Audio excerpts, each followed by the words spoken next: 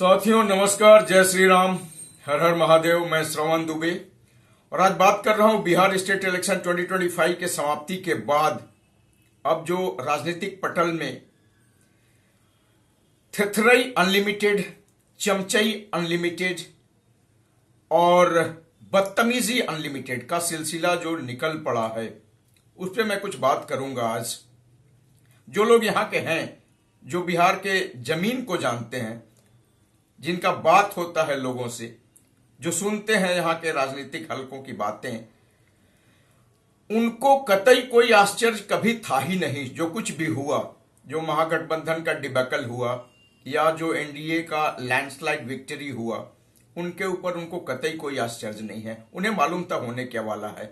बाकी बाहर के लोग जो मीडिया रिपोर्ट्स पे अपना कोई ओपिनियन बनाते हैं, वो कई तरह से बातों को सोच रहे थे, क्योंकि मीडिया में ऐसे लोग भरे पड़े हैं जो कभी वास्तविक यथार्थ की जानकारी आने ही नहीं देना चाहते थे पब्लिक में और एक हवाई परसेप्शन बना के रखना चाहते थे।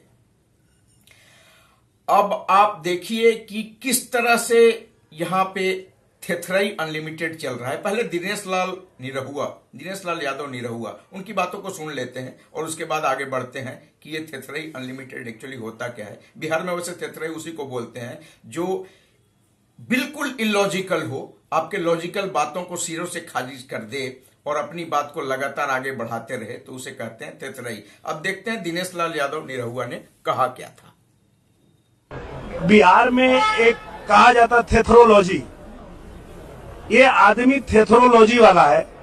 ये हर बात पे थेथरई बतियाएगा और इसके थेथरपन का कोई इलाज नहीं है।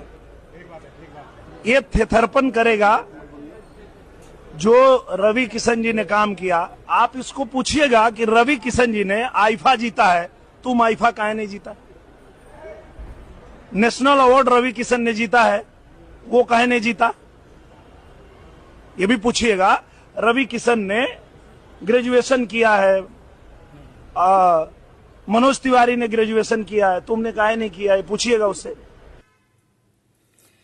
साथियों, आप समझें कि दिनेश लाल यादव निरहुआ ने खेसारी लाल यादव, जो कि छपरा कंस्टिट्यूएंसी से चुनाव लड़े और हार चुके, उनके बारे में ऐसा कहा क्यों था?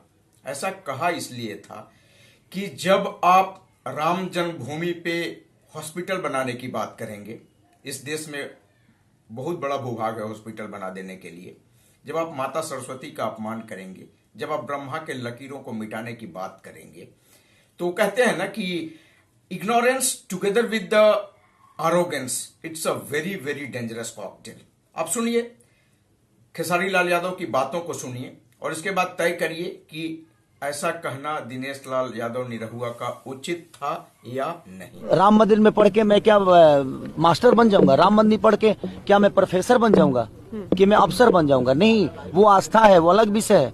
लेकिन शिक्षा से इंसान देश चला सकता है। शिक्षा जरूरी है। मैं यही बोलता हूँ कि आप राम मंदिर बनाओ, जो भी बनाना है, मस्जिद बनाओ, सब बनाओ, बट शिक्षा के लिए भी, हमारे बच्चों के भविष्य के लिए भी काम करो ना। हमारे लिए रोजी रोजगार भी तो दो। मैं उसके लिए ट्रम्प को वोट करेंगे हम? नहीं ना, हम तो आपको ही किए हैं। तो ये चलती रहेगी, बिल्कुल कायम हूँ मैं। फिर आगे चलते मैं ये नहीं कह रहा हूँ कि मत बनाओ, मैं कह रहा हूँ राम मंदिर बनाओ, लेकिन बेहतर यूनिवर्सिटी भी दो हमारे बच्चों के भविष्य के लिए।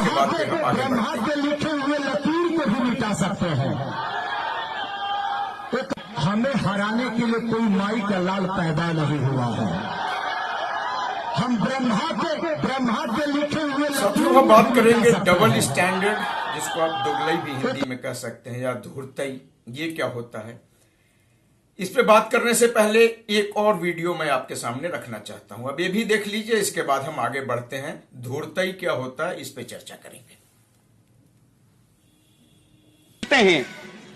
मेरे पिताजी कांग्रेस राज में मजदूरी करके घर बना सकते थे। हम भाजपा राज में एक तो नौकरी नहीं मिलेगी और घर बनाना तो छोड़ दीजिए, अपने बच्चों को भी नहीं पढ़ा सकते हैं, ऐसी हालत है।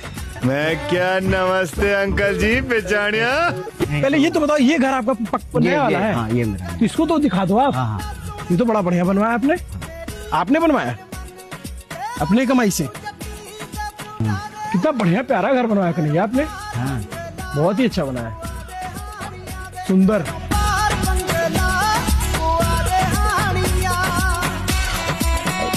सामने तो भौकाली महल टाइप का लग रहा है। हम भाजपा राज में एक तो नौकरी नहीं मिलेगी और घर बनाना तो छोड़ दीजिए। वाह शैम्पी वाह, वाह शैम्पी वाह।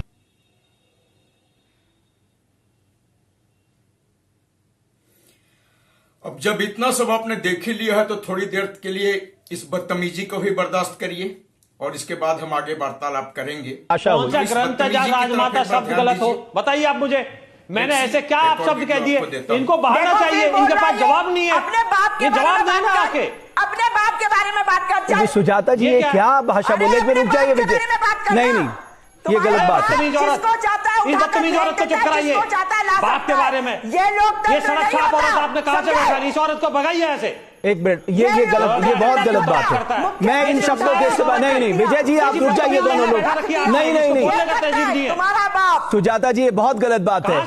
श्वेता जी के पास जब श्वेता, आप दोनों लोग रुकिए प्लीज। नहीं, ये गलत बात है, ये गलत बात है। चाटुकारिता करते हैं ये। सुजाता जी, विजय जी, सुजाता जी, ये कोई ऐसी, ये गलत बात है। हम इस तरह का व्यवहार आपसे अपेक्षित नहीं कर सकते। जो समाज में राजनीति में है वो इस तरह की भाषा ऐसी। एक मिनट आप रुकिए, एक मिनट विजय जी आप रुकिए, सुजाता जी आप रुक जाइए, आप जी लगा के बोल। सुजाता जी आप रुक जाइए प्लीज। विजय जी आप सुनिए। विजय जी, एक मिनट रुकिए ना। सुजाता जी रुक जाइए। तमीज नहीं है, राजमाता क्या होता है?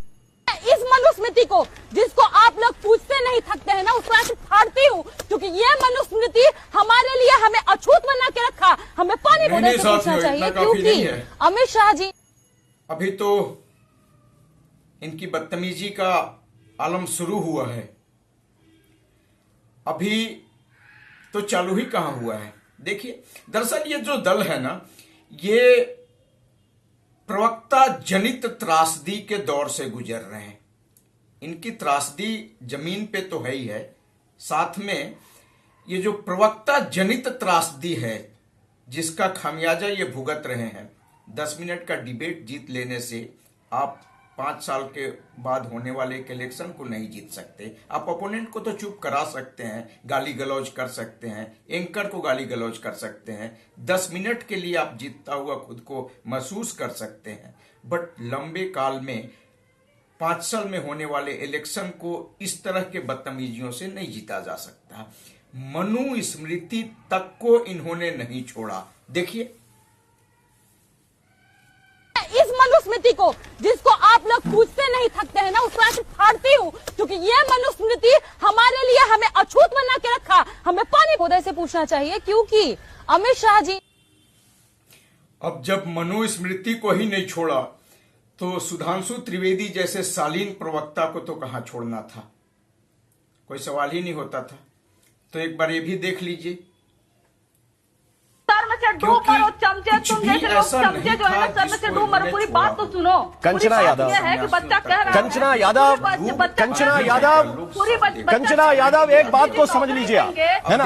कंचना यादव एक बात को आप समझ लीजिए, आपको भाषा का सर में से डूब मरो चमचे, तुम जैसे लोग चमचे जो है ना, सर में से डूब मरो। पूरी बात तो सुनो। कंचना यादव है कि बच्चा कह रहा है, कंचना यादव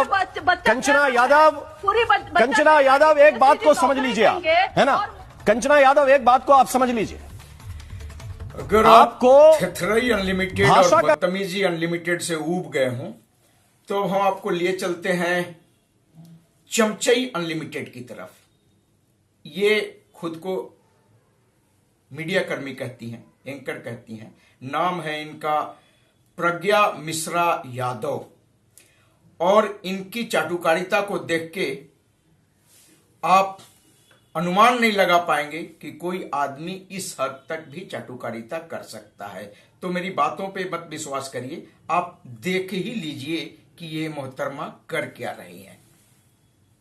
आपको बता दें कि बिहार को लेकर के ये जितने एग्जिट पोल सरकारी चाटुकारिता करते हुए, ये जितने सरकारी एग्जिट पोल एनडीए की सरकार बनाते हुए दिख रहे हैं, एकदम बम्पर छप्पड़ फाड़ सरकार बनाते हुए दिख रहे हैं, वो सारे एग्जिट पोल सही होने जा रहे हैं। ना ना ना ना ना ना, ऐसा बिल्कुल नहीं है। मेरे साथ भरत जी हैं, एकदम सटीक एग्जिट पोल लेकर के यहां पर खड़े हैं जो बिहार में होने जा रहा है। एक एक सीट का आंकड़ा लेकर के यहां पर खड़े हैं, टिप्स पे बता देंगे कि बिहार में क्या होने जा रहा है। कौन सा वो सटीक एग्जिट पोल है जो बिहार में आए हुए सारे सरकारी एग्जिट पोल का सुपड़ा साफ करने जा रहा है भरत जी? देखिए प्रज्ञा जी, ये हम इसलिए कह सकते हैं और बतला सकते हैं, दम से कह सकते हैं और पूरे ठोक कर कह सकते हैं, क्योंकि उल्टा चश्मा यूसी ने बिहार के इलेक्शन पर कम से कम 200 वीडियोस के आसपास वीडियोस हमने किए हैं, और 200 वीडियो करने के बाद ये कहने का भीतर से साहस और प्रयास दोनों बराबर होता है कि जो एग्जिट पोल, सरकारी एग्जिट पोल्स में आंकड़े दिखाए गए हैं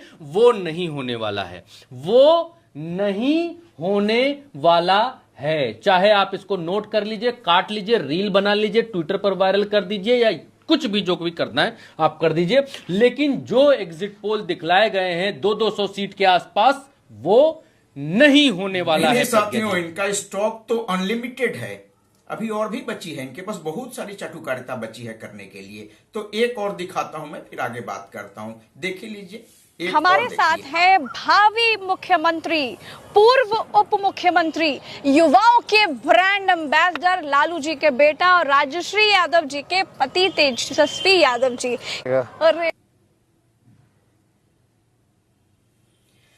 साथियों, ये सब रियल है और ऐसा इन्होंने किया है। इतना सब कुछ करने के बाद ये रिजल्ट तो आना ही था। दरअसल वो कहते हैं ना, ऊंट के विवाह में गधा गीत गा रहा था, और गधा गीत क्या गा रहा था, तो इसके ऊपर एक श्लोक है कि उष्टाणां विवाहेषु गीतम गायन्ति गर्दभा परस्परम प्रशंसति